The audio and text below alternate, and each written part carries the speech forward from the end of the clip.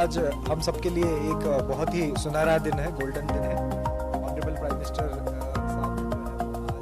आज पूरे देश भर में जो है वैक्सीन की शुरुआत कर दी है। उसी तरीके से उसी स्पिरिट को लेके गवर्नमेंट ऑफ जेके की डायरेक्शंस के ऊपर हमने डिस्ट्रिक्ट में जो है वो आज वैक्सीनेशन की शुरुआत यहाँ पे कर दी है।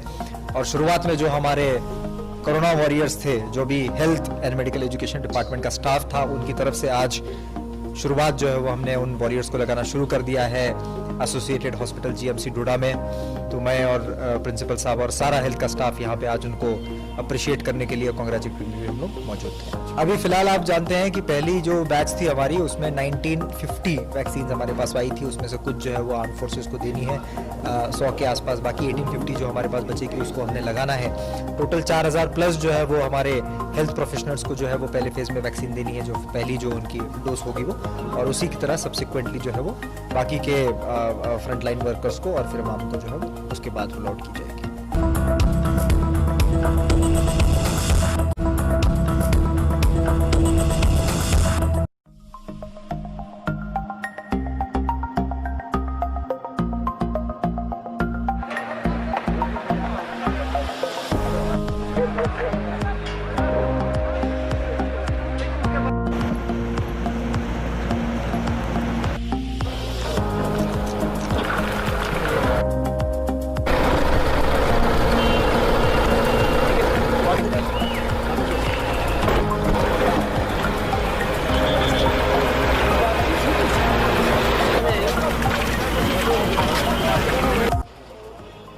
अभी हमने 2:45 पे जो केला मोड़ नेशनल हाईवे 44 के किलोमीटर 153 पे ब्रिज बनाया है, उसका ट्रायल रन कंडक्ट किया है। और हमें खुशी है कि हमने टाइम से पहले इसका जो है ट्रायल रन, जो हमने एंटिसिपेट किया था टाइम, उससे तकरीबन 12 घंटे पहले इसको पूरा किया है।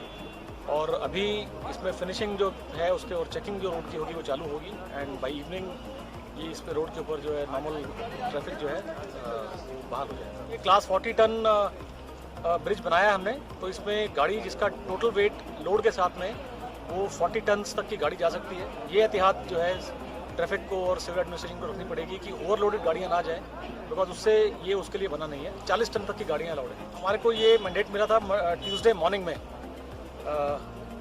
इसके लिए, और हमने 72 आवर्स तक का टाइम लिया था, लेकिन अभी 60 घंटे के अंदर हमने इसको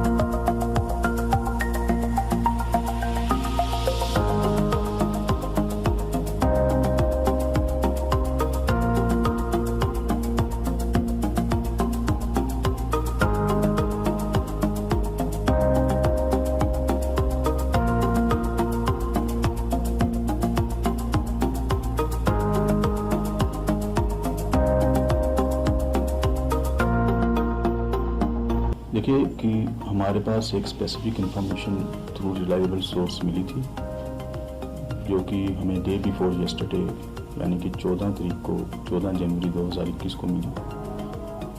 जब ये इंफॉर्मेशन मिली तो हमने एक स्पेसिफिक नाका लगा के और वहाँ से 3 लड़के एक विदाउट नंबर पल्सर के ऊपर आ रहे थे और नाका लगाकर हमने उनको पकड़ने की कोशिश की, जिसमें 2 लड़के वो एब्सकॉन्ड करने में कामयाब हुए, लेकिन एक लड़का जो हमने वो चरस के समेत पकड़ा। इसमें ऑलमोस्ट कोई 24 छल्लियाँ जो हैं वो पुलिस पार्टी ने रिकवर की, जिसका कुल वज़न 450 ग्राम है। और ये जो चरस है ये डोडा से भरत की ओर जा रहे थे, तो रास्ते में नाका लगाकर पुलिस ने उसको पकड़ा है। ऑब्वियसली ये एक जहर है जो हमारी पूरी यूथ को ख़राब कर रहा है, और मेरी गुजारिश रहेगी डोडा के यूथ से, बल्कि तमाम यूथ से, कि वो इस चीज़ से बाज आए और इस चीज़ को जो प्रमोट करने वाले लोग हैं उनकी ज़्यादा से ज़्यादा खबर हमारे तक पहुंचाएं, ताकि हम उनको लीगल एंड्स तक लेकर जा सकें। इसमें हमने FIR दे दिया है, FIR नंबर 7 2021 अंडर सेक्शन 8/20 NDPS act police station Doda में दे दिया है। और we are also in the search of absconding 2 absconding persons, और इन्वेस्टिगेशन इज ऑन, और आगे जो भी निकल कर आएगा that will be according to the law.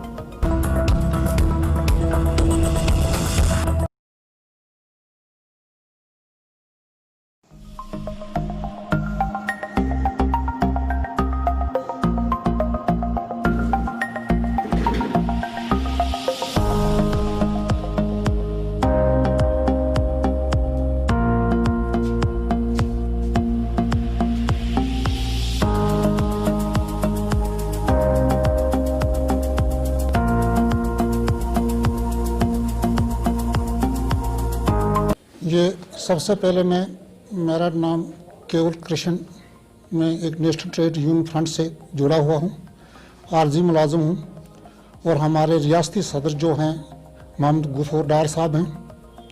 तो आज की कॉन्फ्रेंस हमने इसलिए रखी कि मुझे और मेरे साथियों को 20-20, 25-25 साल इसमें काम करते हुए, लेकिन आज तक चाहे जितनी भी गवर्नमेंट हमारी आई, चाहे NC हो, कांग्रेस हो, PDP हो, BJP हो, तो एक वक्त ऐसा आया था कि 2014 की बात मैं करूंगा कि 2014 में एक मुहिम चली थी कि BJP वाले जो थे उनने भी कहा था कि हम आपको परमानेंट करेंगे, और हमारे जम्मू कश्मीर के यहाँ जो नेशनल कॉन्फ्रेंस, कांग्रेस वगैरह जितनी पार्टियां हैं वो गरीबों का काम नहीं कर रही हैं, इसलिए थोड़ा सा 2014 में ये बदलाव लाया था। हम ही लोगों ने, हम ही गरीब जनता ने लाया था। लेकिन आज 6-7 साल हो गए तो ये भी नाकाम हो गया। आज की डेट में कॉन्फ्रेंस का हमारे ये मतलब है कि हमारे जो सियासी लोग हैं या गवर्नर साहब हैं उनके पास एक लिस्ट जाती है 60,000 मुलाजमों की। मैं आपके चैनल के माध्यम से ये कहना चाहता हूँ कि ये 60,000 नहीं, ये 3 लाख लोगों की बात है, ये 60,000 फैमिलियां हैं। मेरा नाम बरकत अली है, मैं नेशनल ट्रेड फ्रंट का जिला सदर हूँ। मैं इलेक्ट्रॉनिक मीडिया का बहुत बहुत शुक्रिया अदा करता हूँ कि जो गरीबों की बात ऊपर तक पहुँचाते हैं, हम इनके बहुत बहुत शुक्रिया अदा करते हैं। जो भी जिससे भी कोई चैनल है तो उनका मैं बहुत बहुत शुक्रिया अदा करता हूँ। हमारा गर्ज गायद जो है आज प्रेस कॉन्फ्रेंस कि डिलीवरी का मसला 20 साल से लटक रहा है, तो हम मुतबना गुजारिश करते हैं लेफ्टिनेंट गवर्नर से कि इन खुदा रहा इनका मसला हल करें। ऐसा ना हो कि जैसे किसानों ने आंदोलन चलाया है वैसे इनको भी चलाना पड़ेगा, क्योंकि ये बहुत तंग आमद बजामद, ये बहुत मजबूर है, न ही इनको वक्त पर सैलरी मिलती है, न ही ये रेगुलर हो रहे हैं। तो हमारी गुजारिश है कि असार चौहट के तहत इनको भी रेगुलर किया जाए, जितने में हमारे डेलीविजर हैं। तो हमारी यही गुजारिश है कि अगर गवर्नमेंट ने, मोदी साहब ने कहा था कि सबका साथ सबका विकास, तो ये कहाँ का इंसाफ है कि 20-20, 25-25 साल से कुछ मर भी गए। तो दूसरी बात है कि अगर कुछ डेलीविजरों ने कि उन्होंने अपनी ज़मीन दी होल्स के लिए, उनको कहा गया कि आपको हम मुलाजम लगाएंगे, तो 10 साल के बाद उनको छुट्टी करते हैं, उनको निकाल देते हैं। तो ये कहाँ का इंसाफ है? हम अपील करते हैं गवर्नमेंट इंतजामिया से कि ऐसा नहीं होना चाहिए। जैसा कल कोई माहौल बिगड़ जाए, कोई बच्चे भटक जाएंगे। पहले भी हमने ये डीसी साहब से रिक्वेस्ट की थी कि अगर कल ऊपर नीचे होगा हम जिम्मेवार नहीं है, और डीसी साहब ने कहा था कि ऐसा नहीं होना चाहिए। आज तक हमने भी बहुत से वर्करों को, लड़कों को रोक कर रखा कि एक रास्ता है, यूनियन एक ऐसी चीज है कि लड़कर हम अपना हक लेंगे, लेकिन हम भी अब मजबूर हैं, हम भी महरूम हुए हैं। तो हमारी गुजारिश है गवर्नमेंट इंतजामिया से कि हमारे मसले हल करो और इनकी सैलरी वक्त पर दिया जाएगी और SRO चोट के तहत इनको रेगुलर किया जाए।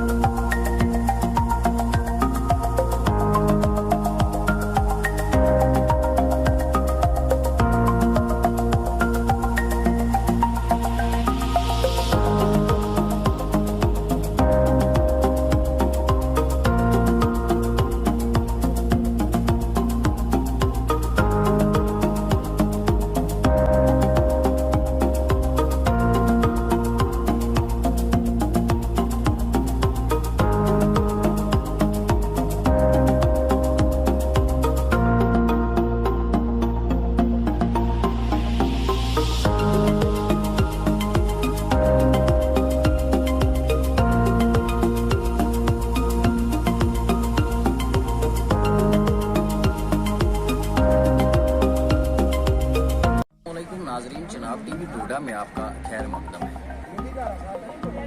मैं हूं आपका मेज़बान जाफर बगरू। इस वक्त हम खड़े हैं जिला डोडा के इलाका बदरून में, जो कि गांव घाट के साथ वाबस्ता है। इस वक्त हम यहां पे खड़े हैं और यहां पे आप देख रहे हैं इस वक्त यहां पे जल कर्मचारी जो काम कर रहे हैं, ये लाइन जो यहाँ पे ये ठीक कर रहे हैं, ये गांव घाट के लिए जो पानी जाता है। इनसे हम पूछना चाहेंगे, इनका ये कहना है सुबह 8 बजे से हम यहाँ काम करते हैं, रोड की हालत खस्ता है। आप देख रहे हैं गाड़ियाँ यहाँ से चल रही हैं, रोड की हालत खस्ता है। पाइपें, इनका कहना ये है कि पाइपें जो बिछी हुई हैं यहाँ पे ये 30 साल पुरानी है, इनको जंग लग चुका है। और इनके क्या विचार हैं, इनसे भी हम राय लेते हैं। सर आप बताइए, जो आप यहाँ पे सुबह से जो आप काम कर रहे हैं, तो इसके बारे में थोड़ा बताइए। आज की बात नहीं है, हम काफ़ी पहले से हमें तो इस जल शक्ति में कम से कम हमारे 27-28 साल हुए मुझे इसमें सर्विस करते हुए, मगर हमें इधर से कोई अभी तक आशा नज़र नहीं आ रही है इसमें। सुबह के आए हुए हैं हम इधर, कोई 12 बंदे हम सुबह से लगे हुए हैं, अभी तक इतना कोई 6 फुट का खड्डा दिया है, अभी तक लगे हैं, मगर कोई पानी, हमारी ये जो लाइन पाइप लाइन है घाट के लिए, ये बिल्कुल सारी लाइन सड़ी हुई है। कोई 2.5 इंच की ये लाइन पाइप लाइन है हमारी, ये कोई 30 साल पहले की लगी हुई है। अभी तक ये लाइन हमारी सारी ख़त्म हो चुकी है। अभी तक हम डिपार्टमेंट से यही अपील करना चाहते हैं, LG महोदय से यही अपील करना चाहते हैं कि हमें कम से कम घाट के लिए एक नई पाइपलाइन मिलनी चाहिए, क्योंकि हम अब थक चुके हैं। सुबह आते हैं, सुबह से शाम तक लगे रहते हैं, इधर जितने भी बंदे होते हैं लगे रहते हैं इस लाइन में। बड़ा मुश्किल होता है घाट में पानी पूरा करना, इसलिए हमें अगर अब नई पाइपलाइन मिलेगी उसके बाद हमारा पानी का इजाला आगे हो सकता है। इसके अलावा हम भी डिपार्टमेंट से हर बार यही, हमारे पास काम करने के लिए कोई रेंज नहीं है, कुछ नहीं, हम मांग के इधर उधर कुछ करके अपने खुद साथी, हमारे साथी अपने पैसे जमा करके हम अपना रेंज लाते हैं, काम चलाते हैं। हमारे पास डिपार्टमेंट का अभी तक कोई सामान कुछ नहीं है इधर। कुछ नहीं, ये तो सुनने में आता है। अभी तक जितनी भी सरकारें आई सब ने वादा, हमसे बड़े बड़े वादे किए, मगर पूरा किसी ने नहीं किया। कोई वादा पूरा नहीं हुआ।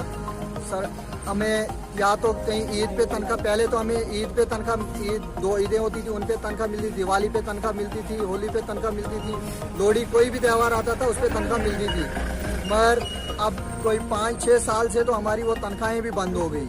अब यही कोई अगर इंसाफ हुआ, कभी बार आया, कभी साल की 1 या 2 तनख्वाहें मिली, बाकी कुछ नहीं है। ये तो खाली दिखलावा है सारा। तो सर क्या मैसेज रहेगा, सरकार से क्या मांग करते हैं अब आप? सरकार से हम हर बार बस यही डिमांड करते हैं कि हमारी तरफ भी, हमारे घर वालों की तरफ, हमारे बच्चों की तरफ भी ध्यान दिया जाए। हम भी गरीब, सभी जितने भी इस जल शक्ति में हैं, जितने भी आवाम, जितनी भी ये मुलाजिम है, सारे गरीब आवाम है। इनकी तरफ भी ध्यान दिया जाए, इनका भी कुछ सोचा जाए। इनका स्कूल, अब हमारे बच्चों को स्कूलों से अब छुट्टी कर रहे हैं, स्कूलों में बच्चों को आने नहीं दिया जाता। हमारे स्कूलों की फीस बकाया है। बाकी सर आपका शुभ नाम? सतीश कुमार। सर जो आप यहाँ अभी इस वक्त पानी का जो ये पानी ठीक कर रहे हैं इस वक्त यहाँ पे, ये तो क्या समस्या है जो रोज रोज ये पानी टूट रहा है? सर शुक्रिया आपका है कि आप हमारे पास इस वक्त आए, हमारी हालत देखते हो आप। ये पिछले 30 साल से पुरानी सड़ी हुई पाइप है। तो इधर से R&B वाले भी हमको बोलते हैं उधर लीकेज है, इधर लीकेज है। अब हम खोद रहे हैं, रोज आते हैं, मगर हमें वक्त पर तनख्वाह नहीं मिलती है। और बहुत कोशिश की हमने, कभी इधर से खड्डा खोदते, कभी उधर से। तो सुबह के आए हुए हम, हमें यहाँ खाने का कोई प्रोग्राम होता है न कुछ। पाइप मांगते हैं, डिपार्टमेंट से पाइप भी नहीं मिलती है। तो सर हम खुद भी मजबूर हैं। सर आप मुझे बताइए, जो ये सड़क की हालत अभी खस्ता है, क्या ये इसी पानी से हो रहा है? नहीं सर, ये पीएचई के पानी से नहीं हो रही है। ठेकेदार जो ये काम करते नहीं है अच्छी तरह से, कभी कहीं पत्थर है, कहीं कुछ है, हमारी पाइप से गाड़ी चढ़ती है और इस वजह से हमारी पाइपें में टूटती है। तो ये बोलते हैं अब लीकेज हो रही है, वरना हमारी पाइप से कोई लीकेज नहीं है। ये इनके गलती है, ठेकेदारों की, काम नहीं करते हैं। सर सुनने में आया है कि ये जो पाइपें लगी हैं ये 30 साल पुरानी पाइपें हैं। सर हाँ, ये पक्का है, ये सच है। तो क्या कहना चाहेंगे इसके बारे में? अब क्या ये डिपार्टमेंट की कमजोरी है? हाँ, गवर्नमेंट की कमजोरी है। अगर वो पाइप हमें नहीं देंगे, हम नई पाइप डालेंगे ताकि इसकी लीकेज न हो, कहीं साइड से ले जाएंगे। इस पर गाड़ियां चढ़ती हैं तो ये टूटती रहती हैं। रोज हमको आना पड़ता है, बर्फों में भी आते हैं हम सर। और इसमें एक दूसरी बात है, जब 2005 से मैं लगा हूँ तो ना में कोई पे मिलती है ना कुछ। कभी बोलते हैं एक हुकूमत आती है, वो बोलती है हम आपको परमानेंट करेंगे, दूसरी आती है वो बोलते हैं हम परमानेंट करते हैं, आपको कर देंगे परमानेंट, पर परमानेंट कोई नहीं करता है। तो सर हमारी सरकार से यही गुजारिश है, 50 के करीब तो मैं पहुंच गया। तो अब मुझे समझ नहीं आती इन्होंने परमानेंट कब करना है। ये हमें ही खत्म नहीं किया इनके, बल्कि हमारी जो आगे नस्ल है उसको भी खत्म कर दिया। इस वक्त मेरे बच्चे पढ़ते हैं बाहर, मुझे जमीन बेचने पर मजबूर कर रहे हैं। न खाने का कोई हमें प्रबंध है, तनख्वाह मांगेंगे। परसों लोहड़ी थी, तनख्वाह मांगते हैं, डिपार्टमेंट से मांगो, कुछ से मांगो, यही साहब को बोलते हैं जब ऊपर से आएगी तब देंगे। सर हमें समझ नहीं आती है। हमें ये जैसे ही रोड की हालत खत्म हो गई, हमारी जिंदगी की हालत भी खत्म कर दी इस डिपार्टमेंट ने। और साथ में एक दूसरी बात है कि जितने भी इस वक्त यहाँ पर जल शक्ति के कर्मचारी आए हैं, ऐसे ही हम रोज काम करते हैं यहाँ पर, मगर हमारे पास इंसाफ की जगह खून बहा रहे हैं। हमें कोई तनख्वाह नहीं मिल रही है, हम मजबूर हैं। अब मैं 50 के करीब पहुँच गया। तो रात को जब गंदा पानी आता नाले को, उस वक्त मुझे होश पर जाओ काटो, नहीं तो होश गंदा हो जाएगा। जब सुबह साफ होगा फिर उस वक्त मैंने फिर जोड़ना है, मगर सैलरी मांगेंगे, तनख्वाह परमानेंट, वो हमारे पास नहीं है। हम कहाँ जाएंगे? इसलिए मुझे गवर्नमेंट से गुजारिश है कि जल्द से जल्द हमारा कुछ करे, वरना हम काम नहीं करेंगे। इनके साथ हमने जो बात की, इनका ये कहना है, इनकी ये मांग है, न ही इनको वक्त पर कोई सैलरी मिलती है, या किसी त्यौहार पे ही अगर इनको कोई सैलरी मिलती होगी, अदरवाइज इनको कोई पैसा सरकार से नहीं मिलता है। जबकि ये अपनी जान जोखिम में डाल के काम करते हैं। अभी सर्दियों का टाइम है, बर्फ का टाइम है, डडल एरिया है, यहाँ पे घाट की लाइन ये ठीक कर रहे हैं। और घाट के लिए ये पानी, इनका कहना है कि 1 घंटे तक घाट के लिए जो पानी रवाना हो जाएगा। तो बाकी इनकी जो सरकार से मांग यही है कि हमें रेगुलर पॉलिसी और डेली वेज एक्ट मिलना चाहिए, ताकि हम गरीबों के जो बच्चे हैं उनका पेट पाल सकें।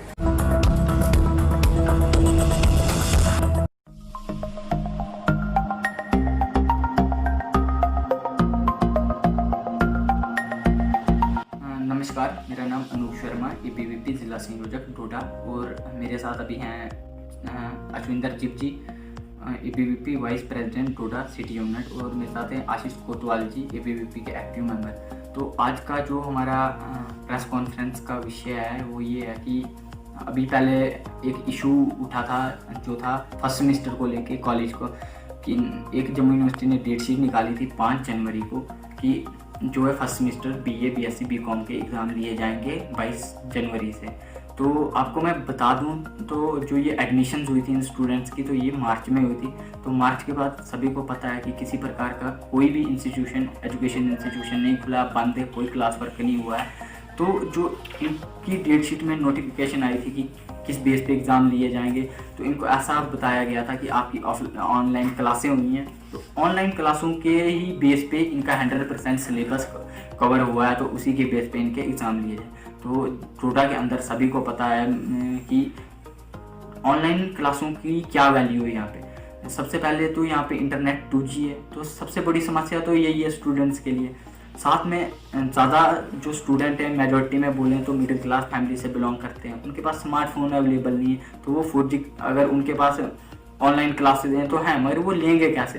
तो देखा जाए, ऑल ओवर देखा जाए तो जो ट्यूशन पढ़ने वाले शहरी स्टूडेंट, मतलब सिटी में रहने वाले स्टूडेंट है, वो तो कुछ ना कुछ कर ही लेंगे एग्ज़ाम में, मगर जो गांव से फार फ्लंग एरिया से बिलोंग करता है उनके लिए ये बहुत दिक्कत वाली बात थी। तो इसको लेके ABVP ने 12 जनवरी को एक प्रोटेस्ट किया, जिसमें जम्मू यूनिवर्सिटी के सामने कुछ मांगे रखी थी, जो बुधरवा में हुआ, डोडा में हुआ, और कलोत्रा और ठाडरी कॉलेज को सबको मिला के एक ABVP जम्मू कश्मीर को विज्ञापन सौंप दिए, जिसमें ABVP ने डिमांड रखी कि सबसे पहले स्टूडेंट्स के एग्ज़ाम कैंसिल करवाए जाएं, तो पोस्टपोन्ड एग्ज़ाम करवाए जाएं। तो वो एक जम्मू यूनिवर्सिटी ने एक नोटिफिकेशन कल ही शाम को निकाली है, जिसका हम बहुत स्वागत करते हैं, वेलकम करते हैं कि उनने सबसे अच्छा डिसीजन लिया कि स्टूडेंट्स के भविष्य का ख्याल रखते हुए उनने एक डिसीजन लिया कि एग्ज़ाम पोस्टपोन्ड होंगे और 16 फरवरी के बाद ही होंगे, जो भी होगा तो ठीक है। पर हमारी एक साथ में और भी डिमांड थी कि जो आज के समय पे क्लास वर्क का विषय है जो ऑनलाइन,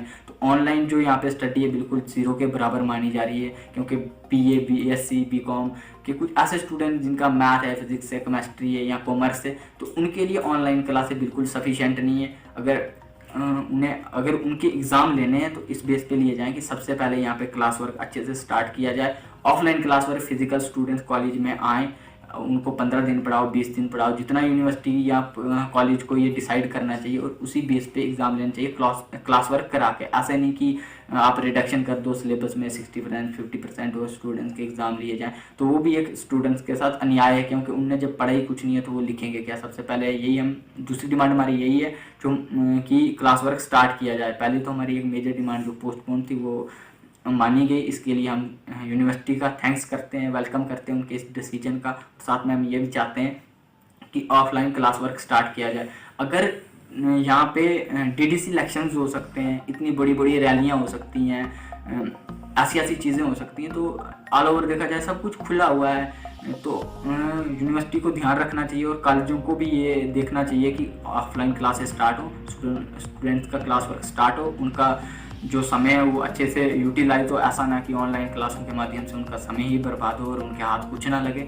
तो यही हमारा आज का विषय था कि जो एक हमारी डिमांड मानी गई और जो आगे हमारा सुझाव है यूनिवर्सिटी के लिए, तो उस पर ध्यान दिया जाए।